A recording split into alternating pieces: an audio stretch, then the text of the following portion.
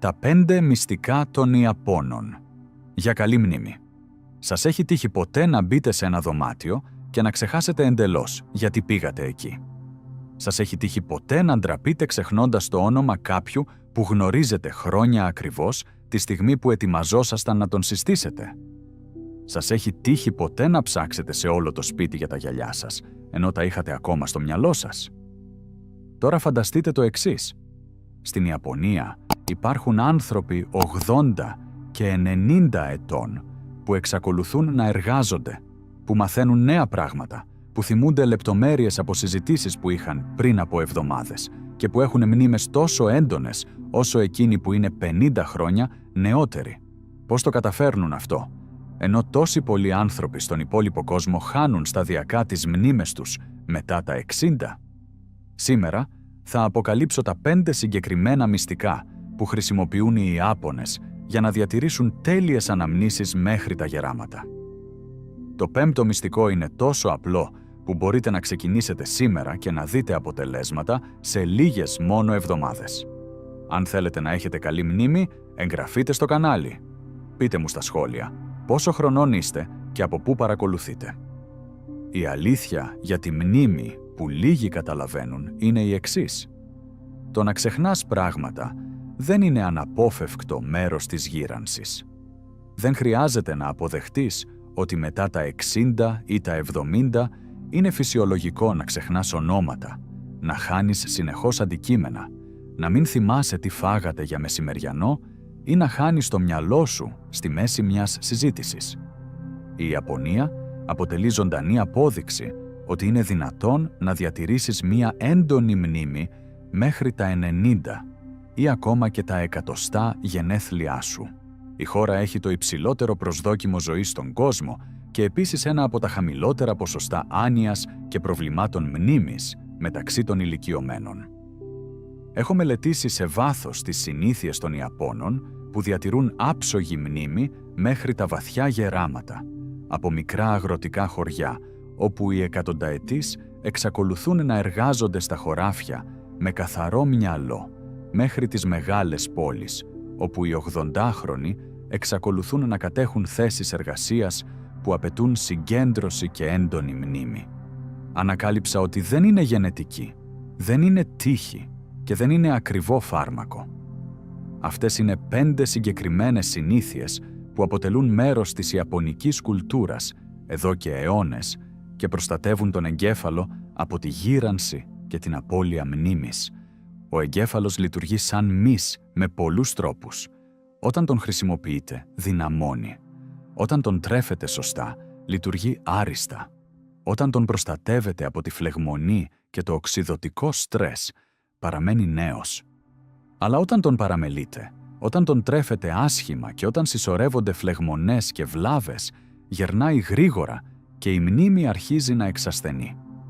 Οι Ιάπωνες το καταλαβαίνουν αυτό ενστικτωδώς και χτίζουν τη ζωή τους με τρόπο που διατηρεί τον εγκέφαλο υγιή και τη μνήμη να λειτουργεί καλά μέχρι το τέλος της ζωής. Το μυστικό των Ιαπώνων για μια καλή μνήμη είναι η καθημερινή κατανάλωση πράσινου τσαγιού.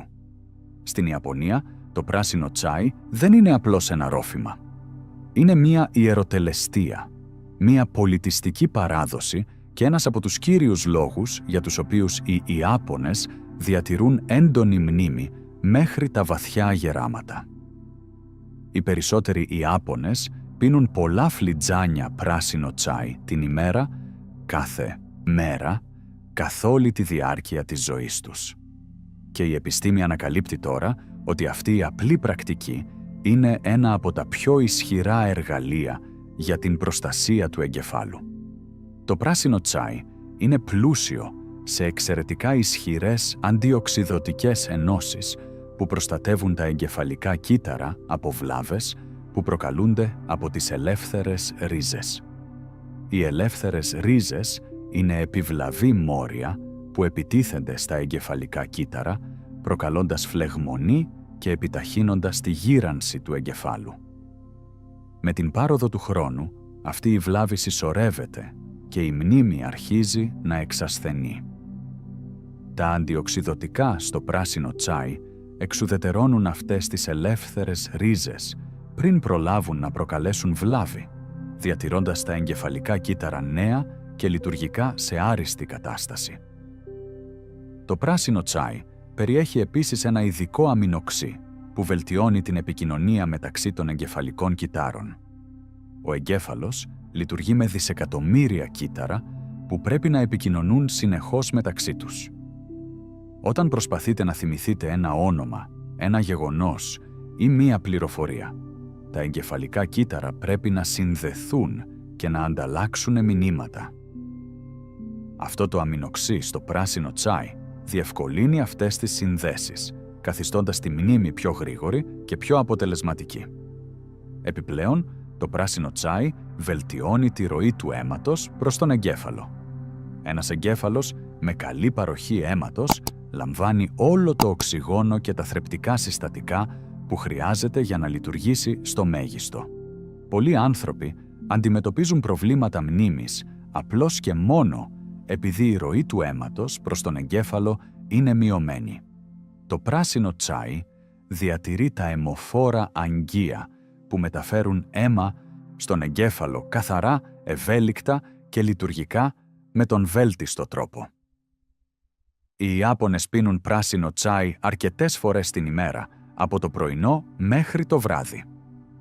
Ένας απλός τρόπος για να υιοθετήσετε αυτή τη συνήθεια είναι να ξεκινήσετε τη μέρα σας με ένα φλιτζάνι πράσινο τσάι αντί για καφέ ή μαύρο τσάι. Στη συνέχεια, πιείτε άλλο ένα φλιτζάνι το πρωί και άλλο ένα το απόγευμα. 3 φλιτζάνια πράσινου τσαγιού την ημέρα είναι αρκετά για να αποκομίσετε τα προστατευτικά ωφέλη της μνήμης. Το σημαντικό είναι να χρησιμοποιείτε ποιοτικό πράσινο τσάι και να το προετοιμάζετε σωστά, μουλιάζοντας τα φύλλα για 3 έως 5 λεπτά σε ζεστό, αλλά όχι βραστό, νερό. Το δεύτερο μυστικό που έχουν οι Ιάπωνες για μία καλή μνήμη είναι η τακτική κατανάλωση ψαριών πλούσιων σε ωμέγα-3. Στην Ιαπωνία, τα ψάρια αποτελούν απαραίτητο μέρος της καθημερινής διατροφής. Οι Ιάπωνες τρώνε ψάρι σχεδόν σε κάθε γεύμα, είτε πρόκειται για πρωινό, μεσημεριανό, είτε για βραδινό. Και όχι οποιοδήποτε ψάρι. Πρόκειται κυρίως για ψάρια κρύου νερού, όπως ο σολομός, το σκουμπρί, οι σαρδέλες και ο τόνος, τα οποία είναι εξαιρετικά πλούσια σε ωμέγα-3. Τα ωμέγα-3 είναι ένα απαραίτητο λίπος για τον εγκέφαλο. Στην πραγματικότητα, ο εγκέφαλος αποτελείται σε μεγάλο βαθμό από λίπος και τα ωμέγα-3 είναι ο τύπος λίπους που χρησιμοποιεί ο εγκέφαλος για να χτίσει και να διατηρήσει τις μεμβράνες των εγκεφαλικών κυττάρων. Όταν δεν τρώτε αρκετά ωμέγα-3, οι μεμβράνες των εγκεφαλικών κυττάρων γίνονται άκαμπτες και καταστρέφονται και ο εγκέφαλος αρχίζει να δυσλειτουργεί. Η μνήμη επιβραδύνεται, η συγκέντρωση μειώνεται και ο κίνδυνος άνοιας αυξάνεται. Τα ωμέγα-3 είναι επίσης ένα ισχυρό φυσικό, αντιφλεγμονώδες. Η χρόνια φλεγμονή στον εγκέφαλο είναι μια κύρια αιτία απώλειας μνήμης και εγκεφαλικών παθήσεων που σχετίζονται με την ηλικία. Όταν ο εγκέφαλος έχει φλεγμονή, τα εγκεφαλικά κύτταρα πεθαίνουν πιο γρήγορα, οι συνδέσεις μεταξύ τους αποδυναμώνονται και η ικανότητα σχηματισμού και ανάκτησης αναμνήσεων μειώνεται δραματικά. Τα ωμέγα-3 μειώνουν αυτή τη φλεγμονή, προστατεύοντας τα εγκεφαλικά κύτταρα και διατηρώντας τη μνήμη σε καλή κατάσταση. Μελέτες σε πληθυσμούς που τρώνε πολύ ψάρι, όπως οι Ιάπωνες, δείχνουν πολύ χαμηλότερα ποσοστά απώλειας μνήμης, Αλτσχάιμερ και άλλων γνωστικών προβλημάτων σε σύγκριση με πληθυσμούς που τρώνε λίγο ψάρι. Η διαφορά είναι τόσο σημαντική που δεν μπορεί να αγνοηθεί. Το ψάρι είναι κυριολεκτικά τροφή για τον εγκέφαλο. Για να υιοθετήσετε αυτή τη συνήθεια, προσπαθήστε να συμπεριλάβετε ψάρι στη διατροφή σας τουλάχιστον 3 με 4 φορές την εβδομάδα. Επιλέξτε ψάρια όπως σολομό, σαρδέλες, σκουμπρί ή τόνο. Μπορείτε να τα ψήσετε στη σχάρα, στο φούρνο, βραστά ή ακόμα και στο τουρσί. Το σημαντικό είναι να τα καταναλώνετε τακτικά. Αν δεν σας αρέσει πολύ το ψάρι ή δυσκολεύεστε να το αποκτήσετε, μπορείτε να εξετάσετε ένα ποιοτικό συμπλήρωμα ωμέγα-3 αλλά ιδανικά θα πρέπει πάντα να λαμβάνετε τα θρεπτικά συστατικά σας από πραγματικά τρόφιμα. Το τρίτο μυστικό των Ιαπώνων για μια καλή μνήμη είναι η συνήθεια του καθημερινού περπατήματος. Στην Ιαπωνία, οι άνθρωποι περπατούν πολύ περισσότερο από ό,τι στον υπόλοιπο κόσμο. Ο τρόπος με τον οποίο είναι χτισμένες οι πόλεις ενθαρρύνει το περπάτημα και ο πολιτισμός εκτιμά την τακτική μετακίνηση. Είναι σύνηθες να βλέπουμε Ιάπωνες ηλικίας 70, 80 και 90 ετών να περπατούν μεγάλες αποστάσεις καθημερινά και δεν είναι τυχαίο ότι αυτοί οι ίδιοι άνθρωποι έχουν έντονη μνήμη. Το περπάτημα είναι ένα από τα καλύτερα πράγματα που μπορείτε να κάνετε για την υγεία του εγκεφάλου και τη μνήμη σας. Όταν περπατάτε, η καρδιά σας αντλεί περισσότερο αίμα και αυτό το επιπλέον αίμα φτάνει στον εγκέφαλο, μεταφέροντας άφθονο οξυγόνο και θρεπτικά συστατικά. Ο εγκέφαλος χρειάζεται μία συνεχή ροή αίματος, πλούσιου σε οξυγόνο για να λειτουργήσει σωστά. Οι άνθρωποι που κάνουν καθιστική ζωή έχουν λιγότερη ροή αίματος στον εγκέφαλο, με αποτέλεσμα χειρότερη μνήμη και πιο αργή σκέψη. Το περπάτημα διεγείρει επίσης την ανάπτυξη νέων εγκεφαλικών κυττάρων. Για πολύ καιρό πιστευόταν ότι τα νέα εγκεφαλικά κύτταρα δεν μπορούσαν να δημιουργηθούν μετά την παιδική ηλικία, αλλά η επιστήμη έχει ανακαλύψει ότι η τακτική άσκηση, ειδικά το περπάτημα, διεγείρει την ανάπτυξη νέων εγκεφαλικών κυττάρων σε μια περιοχή του εγκεφάλου που είναι απαραίτητη για τον σχηματισμό μνήμης. Αυτό σημαίνει ότι το περπάτημα όχι μόνο προστατεύει τα εγκεφαλικά κύτταρα που ήδη έχετε, αλλά δημιουργεί και νέα κύτταρα που βελτιώνουν την ικανότητά σας να απομνημονεύετε. Επιπλέον, το περπάτημα μειώνει το άγχος, βελτιώνει τη διάθεση και μειώνει τις φλεγμονές σε όλο το σώμα, συμπεριλαμβανομένου του εγκεφάλου. Το χρόνιο άγχος είναι εξαιρετικά επιζήμιο για τη μνήμη. Όταν είστε συνεχώς αγχωμένοι, το σώμα σας παράγει ορμόνες που βλάπτουν τα εγκεφαλικά κύτταρα και εμποδίζουν το σχηματισμό νέων αναμνήσεων. Το περπάτημα είναι ένας φυσικός τρόπος για να μειώσετε αυτές τις ορμόνες του στρες και να προστατεύσετε τον εγκέφαλό σας. Οι Ιάπωνες περπατούν τουλάχιστον 30 λεπτά την ημέρα, συχνά χωρισμένα σε αρκετούς σύντομους περιπάτους καθ' όλη τη διάρκεια της ημέρας. Δεν χρειάζεται να κάνετε μεγάλους, έντονους περιπάτους. Ένα χαλαρό 30 λεπτό περπάτημα την ημέρα είναι αρκετό για να αποκομίσετε τα ωφέλη της μνήμης. Το κλειδί είναι η συνέπεια. Περπατάτε κάθε μέρα, με βροχή ή ήλιο, και ο εγκέφαλός σας θα σας ευγνωμονεί. Το τέταρτο μυστικό των Ιαπώνων για μια καλή μνήμη είναι η συνήθεια να μαθαίνουν συνεχώς νέα πράγματα. Στην Ιαπωνία, ο πολιτισμός εκτιμά τη συνεχή μάθηση σε όλη τη ζωή. Είναι σύνηθες να βλέπουμε ηλικιωμένους ηλικίας 70 και 80 ετών να παρακολουθούν μαθήματα, να μαθαίνουν νέες δεξιότητες, να μελετούν γλώσσες ή να εξασκούνται σε παραδοσιακές τέχνες. Αυτή η συνήθεια να διατηρούν το μυαλό ενεργό με νέες προκλήσεις είναι ένας από τους κύριους λόγους για τους οποίους οι Ιάπωνες διατηρούν έντονη μνήμη μέχρι τα γεράματα. Ο εγκέφαλος λειτουργεί σαν μυς. Όσο περισσότερο τον χρησιμοποιείτε, τόσο πιο δυνατός γίνεται. Όταν μαθαίνετε κάτι καινούριο, αναγκάζετε τον εγκέφαλό σας να δημιουργήσει νέες συνδέσεις μεταξύ των εγκεφαλικών κυττάρων. Αυτές οι νέες συνδέσεις ενισχύουν τον εγκέφαλό σας και βελτιώνουν τη συνολική σας ικανότητα απομνημόνευσης. Είναι σαν να γυμνάζετε τον εγκέφαλό σας. Οι άνθρωποι που συνεχίζουν να μαθαίνουν νέα πράγματα καθ' όλη τη διάρκεια της ζωής τους διατηρούν τον εγκέφαλό τους νέο και τη μνήμη τους να λειτουργεί άριστα. Η εκμάθηση νέων πραγμάτων δημιουργεί επίσης αυτό που θα μπορούσαμε να ονομάσουμε εγκεφαλικό απόθεμα. Όσο περισσότερες συνδέσεις έχετε μεταξύ των εγκεφαλικών κυττάρων, τόσο πιο ανθεκτικός γίνεται ο εγκέφαλός σας στις βλάβες και τη γύρανση. Ακόμα και αν ορισμένα εγκεφαλικά κύτταρα πεθάνουν με την πάροδο του χρόνου, ο εγκέφαλός σας μπορεί να αντισταθμίσει χρησιμοποιώντας τις εφεδρικές συνδέσεις που έχετε δημιουργήσει, μαθαίνοντας νέα πράγματα σε όλη σας τη ζωή.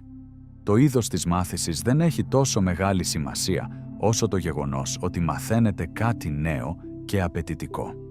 Θα μπορούσε να είναι μία νέα γλώσσα, ένα μουσικό όργανο, μια χειρονακτική δεξιότητα όπως η ζωγραφική ή το ράψιμο, ένα μάθημα πάνω σε ένα θέμα που σας ενδιαφέρει ή ακόμα και παιχνίδια που προκαλούν το μυαλό σας όπως το σκάκι ή τα πάζλ.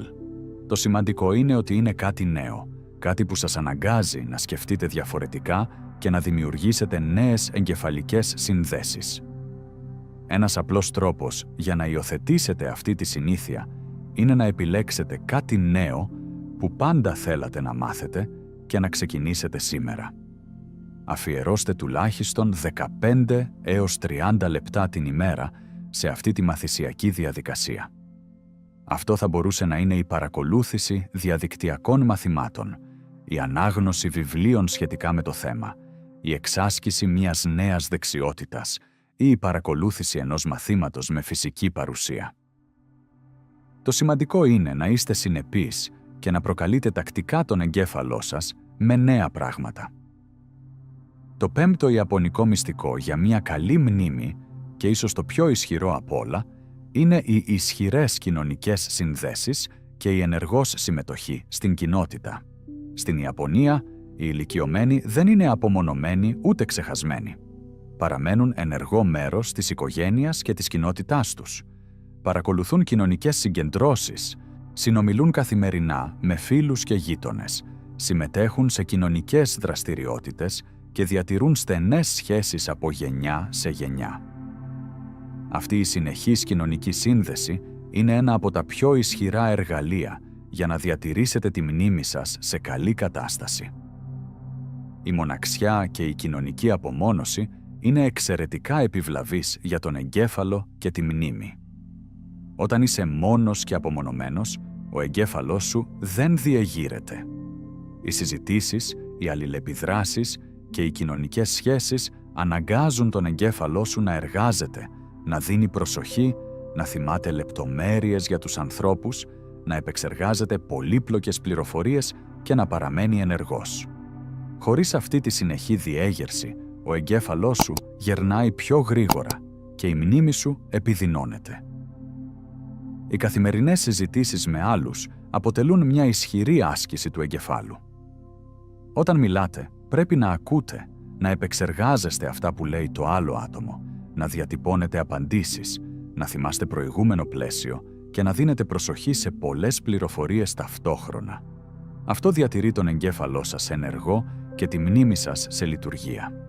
Οι άνθρωποι που μιλάνε καθημερινά με φίλους, συγγενείς και γείτονες έχουν πολύ καλύτερη μνήμη από εκείνους που περνούν τις μέρες τους μόνοι τους σιωπηλοί. Η συμμετοχή σε δραστηριότητες της κοινότητας δίνει επίσης σκοπό και νόημα στη ζωή, και αυτό είναι απαραίτητο για τη διατήρηση της υγείας του εγκεφάλου.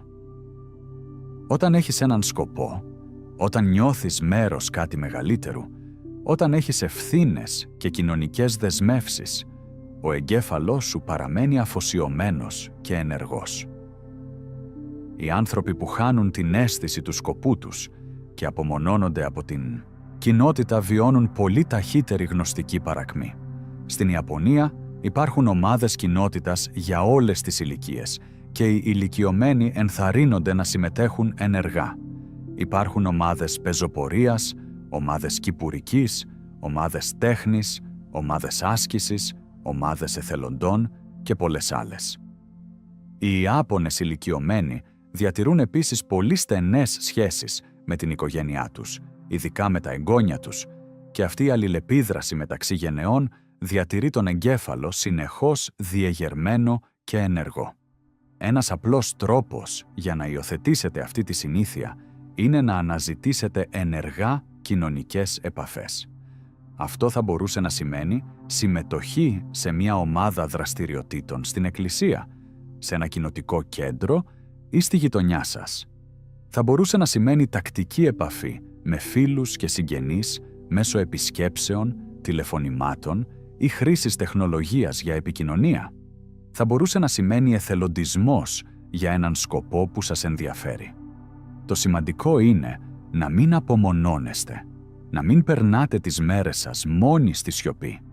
Αναζητήστε συζητήσεις, αναζητήστε αλληλεπιδράσεις, αναζητήστε να είστε μέρος μιας κοινότητας και ο εγκέφαλός σας θα παραμείνει νέος και η μνήμη σας θα παραμείνει κοφτερή. Τώρα που γνωρίζετε τα 5 ιαπωνικά μυστικά για μια καλή μνήμη, πρέπει να καταλάβετε ότι η δύναμη έγκυται στον συνδυασμό όλων αυτών και στη συνέπεια με την πάροδο του χρόνου. Δεν έχει νόημα να πίνετε πράσινο τσάι μία φορά την εβδομάδα, να τρώτε ψάρι περιστασιακά, να περπατάτε μόνο όταν θυμάστε, να μαθαίνετε κάτι νέο μόνο στις διακοπές και να διατηρείτε κοινωνικές επαφές σποραδικά. Οι Ιάπωνες που διατηρούν τέλειες αναμνήσεις μέχρι τα 90 ή ακόμα και τα 100 τους κάνουν όλα αυτά τα πράγματα κάθε μέρα, σε όλη τους τη ζωή. Ένας πρακτικός τρόπος για να ενσωματώσετε και τα 5 μυστικά στη ρουτίνα σας είναι να δημιουργήσετε μια καθημερινή δομή. Ξεκινήστε τη μέρα σας με ένα φλιτζάνι πράσινο τσάι. Συμπεριλάβετε ψάρι στο πρωινό ή το μεσημεριανό σας τουλάχιστον 3 φορές την εβδομάδα. Μετά το μεσημεριανό γεύμα ή αργά το απόγευμα, κάντε έναν 30 λεπτό περίπατο. Αφιερώστε 15 με 30 λεπτά την ημέρα για να μάθετε κάτι νέο, είτε πρόκειται για διάβασμα, παρακολούθηση ενός διαδικτυακού μαθήματος, είτε για εξάσκηση μιας δεξιότητας. Και φροντίστε να κάνετε ουσιαστικές συζητήσεις με άλλους κάθε μέρα, είτε αυτοπροσώπως, είτε τηλεφωνικά, είτε μέσω βιντεοκλήσης. Να θυμάστε ότι η μνήμη δεν χάνεται από τη μία μέρα στην άλλη, ούτε αποκαθίσταται αμέσως. Οι συνήθειες που υιοθετείτε σήμερα θα επηρεάσουν τη μνήμη σας σε εβδομάδες, μήνες και χρόνια από τώρα.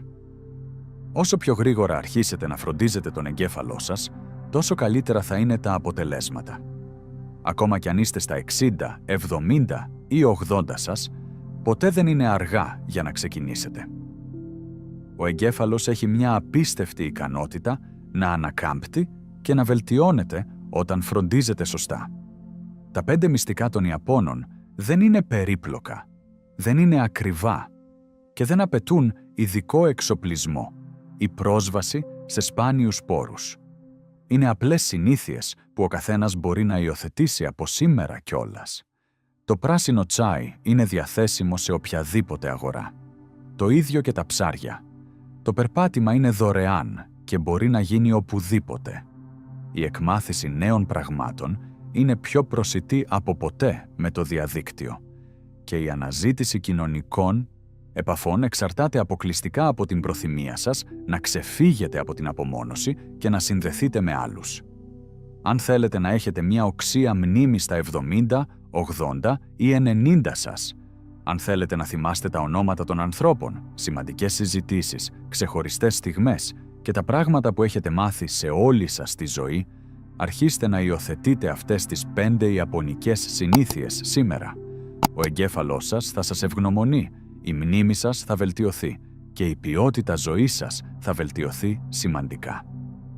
Αν αυτό το βίντεο σας φάνηκε χρήσιμο, μοιραστείτε το με κάποιον που αγαπάτε και ανησυχεί για τη μνήμη του και πείτε μου στα σχόλια, εξασκείτε ήδη κάποιο από αυτά τα 5 ιαπωνικά μυστικά. Ποιο θα αρχίσετε να εφαρμόζετε στη ζωή σας από σήμερα? Οι εμπειρίες σας μπορεί να εμπνεύσουν άλλους να φροντίσουν καλύτερα την υγεία του εγκεφάλου και τη μνήμη τους. Τα λέμε στο επόμενο βίντεο.